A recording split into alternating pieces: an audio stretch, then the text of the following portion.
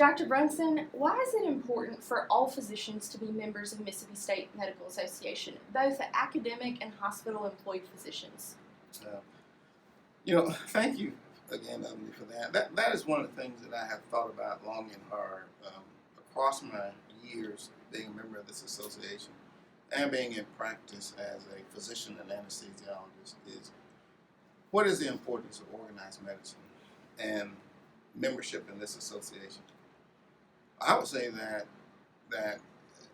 in my mind, it's almost a part of your professional responsibility because this is the association that represents physicians and represents organized medicine and the potential that we have as physicians to affect policies that make healthcare in the state better, that help us move medicine forward, move healthcare forward. Each one of us brings an individual and unique voice to the conversation about how we improve health in our state. That's important whether we're in private practice, if we're in hospital employee practice, and in fact, I think it's becoming even more important for hospital employed physicians.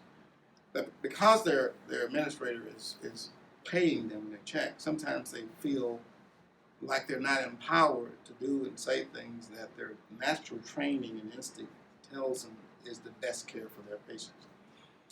There is no way to be in that kind of circumstance and not know that if you're not in total agreement with what the system is saying, that's that same system that's changing, that's signing your check.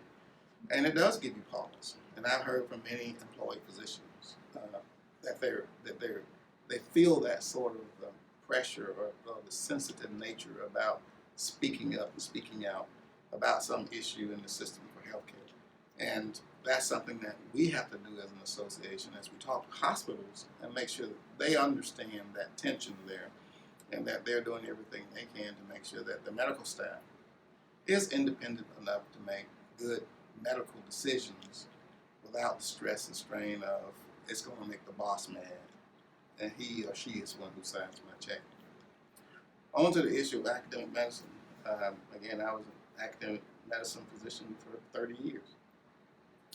I've always thought that of all doctors, it's the academic physician that ought to be the first physician that runs to join this organization. Wow. And the reason I say that is our product are more physicians, younger minds that we're bringing in, bright minds that we're bringing into medicine, and we're training them to go out and take care of patients.